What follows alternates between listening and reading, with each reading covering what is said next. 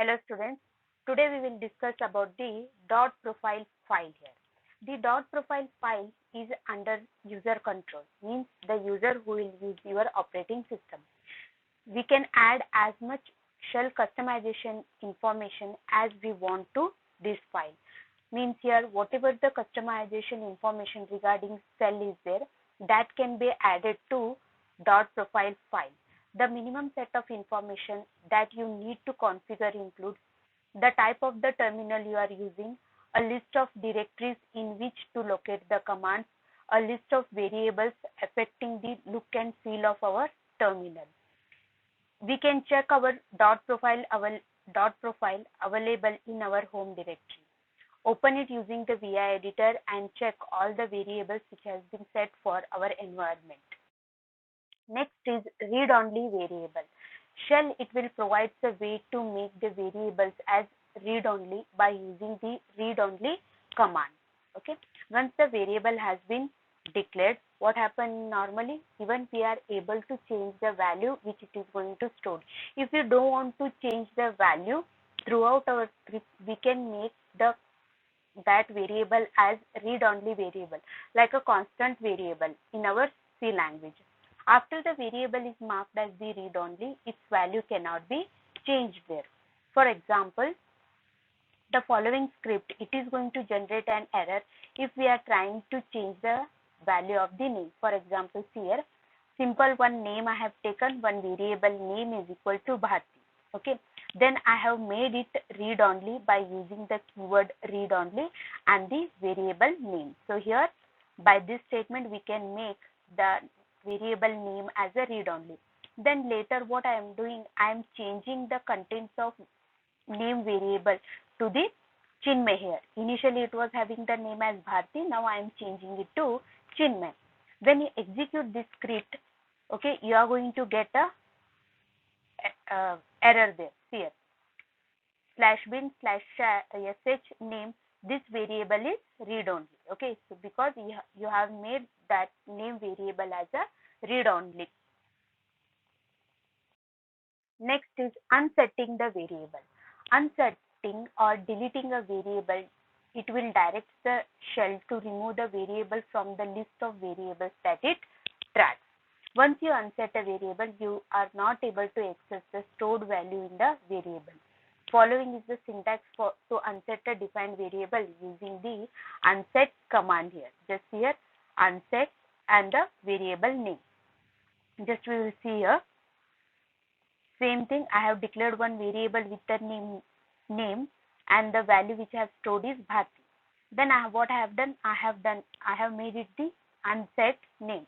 Then I am trying to access that variable. When you execute this code, you are going to get the error. Means here it does not going to print anything. Why?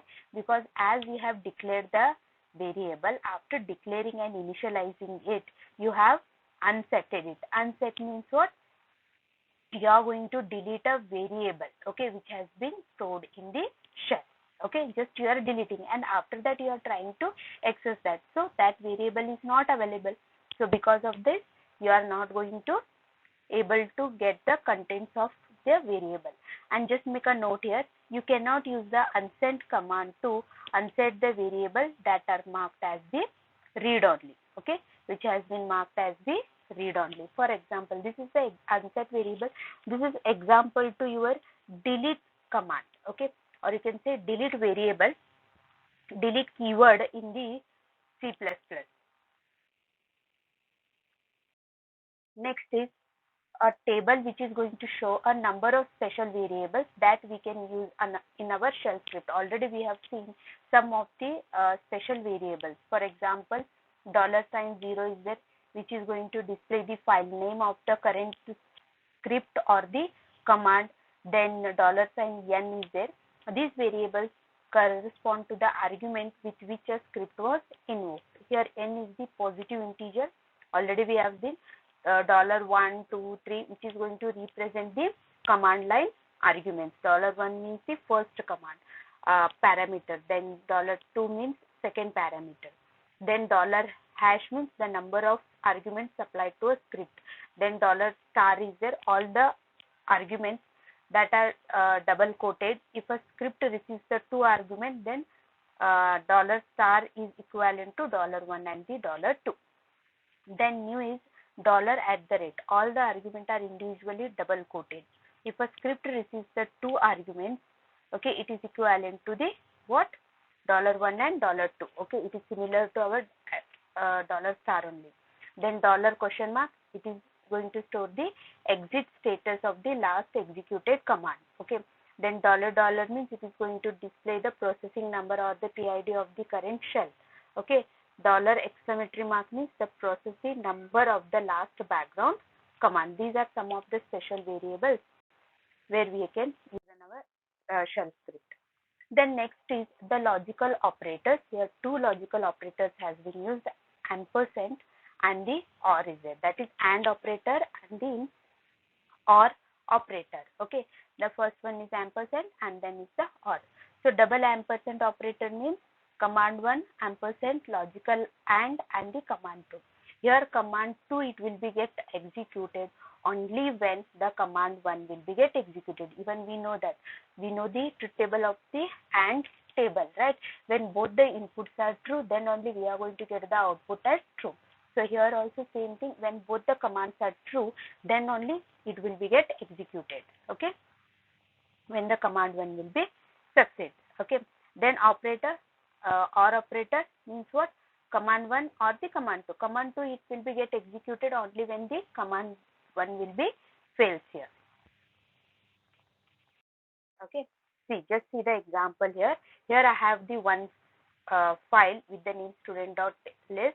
Then here it is going to contain some records. First I am executing the logical AND operator. Okay, so grep I am searching the pattern VV in the student.list and echo pattern found. Okay, so as the VV pattern is present, okay, means the first command is true.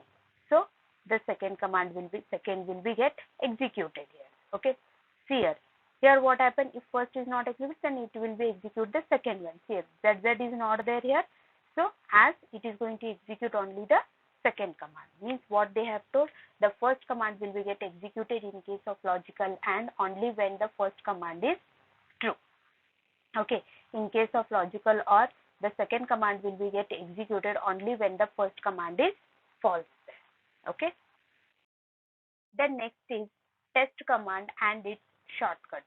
Usually whenever we are using the if conditional statement, it cannot directly handle the true or false value which is written by the evaluation of an expression. Okay, we know that if condition it is going to work on the true and false, right?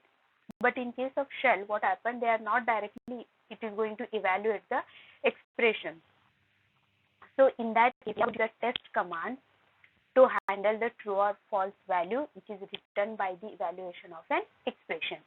It is going to use the certain operator to evaluate the condition on its right and returns either true on the false exit status there. Then if construct uses the exit status for making the decision. As the test is going to return the true and false, that value, the exit status of your test command, that will be used for making the decision in the if condition. It does not display any output, just it is going to set the exit status. Okay, here sets the parameter $sign and the question mark. Exit status will be displayed there. Test command works in the three ways. First one will be compare the two numbers, compare the two strings or a single one for a null value, and check the file attributes. We will see these three ways one by one. First one is the numeric comparison. Okay, so how we are going to use the numeric comparison? Test, first operator, then first operand, then operator, and the second operator. Okay, these two things will be, two operands will be compared, or operator is going to perform the operation on these two operands, and depending upon that the exit statement will be set there. Okay, and just remember one thing, operator always begin with the hyphen sign in case of numeric, string, as well as the file. Okay, see here some of the operator which will be used in the numeric comparison. Okay, and the two characters will be there. See hyphen EQ, which will be the short form for equal to. Then hyphen NE, not equal to. GT, greater than. GE, greater than or equal to. Less than and equal to, less than or equal. Okay, you can say that this numeric comparison, it is similar to our relational operators. Okay, less than, equal to, greater than, equal to, not equal to. Okay, numerical comparison can be done in integers values only. The decimal values are truncated here. If you are going to use any decimal value, the decimal value will be truncated, on the integer value will be taken. Then another one shorthand is there for the test command, that is the square bracket will be used instead of the test. Here I am using test $x is it equal to $y. The same statement can be written as in the square bracket $x equal $y. Instead of instead of using the test word, that word we can use the square bracket for comparing the any two value, integer value. Okay, we will see one example here. Okay, here slash user is there. Okay, then x is equal to 5 and y is equal to 7. I have initialized here test $x is it equal to $y. If then 5 is equal to 7, and here it is going to set the value in this operator, right? Special operator. Okay, then second is not equal to. Okay, we can check that is it equal to 5 is equal to 7. No, so the value will be on the false it will be 1, right? It is not equal. Yes, it is not equal to, means the exit statement will be 0. 5 is greater than 7. No, means here it will be 1. 5 is greater than or equal to 7. No, means here also it is false, means the exit statement will be 1. Then 5 is less than 7. Yes, so exit statement will be 0. 5 is less than or equal to 7. Yes, then exit statement will be 0. So just we are displaying this. Just here 5 is 1 0 1 1 0 0. That means false true false false true true. Okay. Then next is string comparison. Test command is also used for testing the strings here. Okay. Here S1 is equal to S2. Here S1 is equal to S2. Then here it is going to set it as the true. S1 is not equal to S2. It is going to set if string 1 is not equal to string 2. Not a STG. ST is not a null string. Okay, minus N means STG is not a null string. ZSTG, STG is a null string. STG is a assigned, and it is assigned and it is not a null. Okay, we will see one example here. See, enter the first string. I am going to enter some string there. Okay, so instead of set, I am just going to use the square bracket here. Okay, if minus Z str, then you have not entered any string, then exit will be 1. Okay, exit statement will be 1, that you are going to display. Enter the second string, read the second string. If you have not entered, see, minus Z means what? It is assigned with some value. Your string has been assigned with some value and it is not a null value. Okay, then if str1 is equal to str2, then what? Both the strings are equal and echo the string. Here enter the first string MAM. Okay, I have just entered the MA. Enter the second string MAM. I have just compared str is equal to str2. Okay, both the strings are equal. Then echo what? Both strings are equal. Okay. Then next is file test is there. Even the test can be used to check the file attributes. Okay, such as hyphen is there, D and the L. Hyphen, it is for what? Dash is there to display whether it is executable or the appending file or anything. Then D is for whether it is directory or what. L is for whether it is a file. Then the file permission, like whether it is read, write or the execute permission. Minus E file. Just you are going to check whether file is exist or no. Minus F file. You are going to check file exists and it's a regular file. Minus D file. File exists and it's a directory. minus L, file exists and it's a symbolic link. Then minus R, file exists and it's a readable. Minus W, file exists and is a writable. Minus X, file exists and it's a executable. Minus S, file exists and has a size which is greater than the 0. See, F1 minus NT F2 means F1 is newer than the F2. Here it is going to check the file creation time. Then OT, same thing, F1 is older than the F2. Thank you.